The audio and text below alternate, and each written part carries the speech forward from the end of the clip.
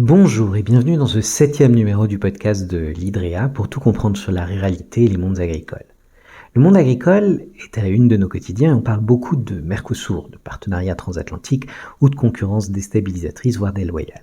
La perspective d'un accord de libre-échange entre le marché européen et les produits latino-américains alarme le secteur agricole français.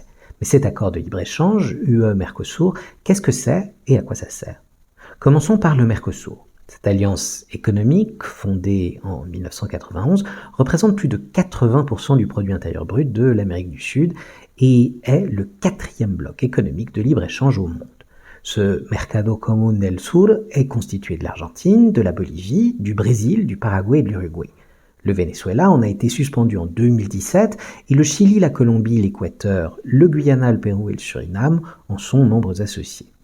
L'Alliance repose sur la libre circulation des biens et des services et la coordination d'une politique commerciale commune tant au niveau macroéconomique qu'à des niveaux sectoriels comme l'agriculture.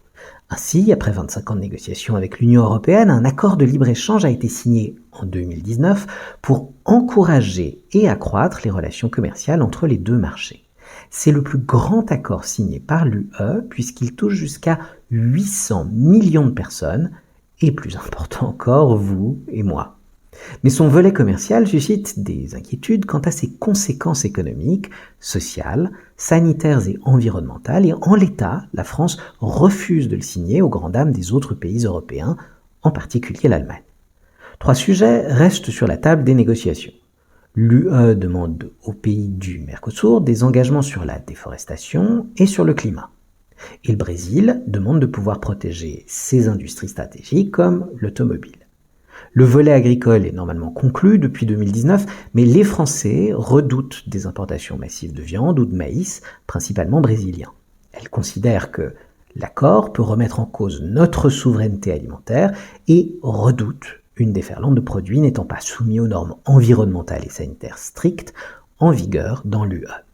Si Bruxelles jure qu'il s'agira de petits volumes, environ 1,6% de la production de viande bovine de l'Union, 1,4% pour les volailles, 1,2% pour le sucre, et que les vins, huiles et fromages européens bénéficieront d'une large ouverture sur les marchés sud-américains, cela ne rassure pas les secteurs déjà déstabilisés comme ceux de la production bovine, de la production sucrière, mais aussi les filières de l'éthanol, du miel ou du porc. Et ils exigent des clauses miroirs, c'est-à-dire que les règles s'imposant aux agriculteurs européens en matière sociale, environnementale ou de bien-être animal, comme par exemple les lois Egalim en France, s'imposent aussi aux producteurs du Mercosur. Dès 2020, des rapports sur les effets potentiels de l'accord soulignent que les gains économiques attendus par l'accord ne peuvent pas compenser ses coûts environnementaux.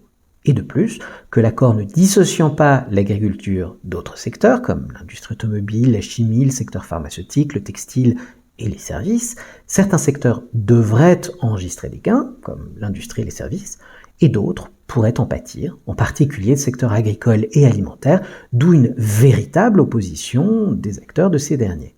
Comme l'indiquait la présidente de la Commission européenne, Ursula von der Leyen, le diable est toujours dans les détails, la dernière ligne droite est la plus importante, mais aussi, souvent, la plus difficile. Nous évoquerons sans doute certains de ces détails, et qui sait, le diable, dans les numéros à venir de ce podcast. N'hésitez pas, d'ici là, à poser vos questions, à interagir, à commenter et partager à quoi ça sert, et à faire partie de la Harde des Idréarques, c'est-à-dire au groupe des gens qui s'intéressent ou se passionnent pour nos assiettes, nos produits ou nos campagnes, et celles et ceux qui les font vivre.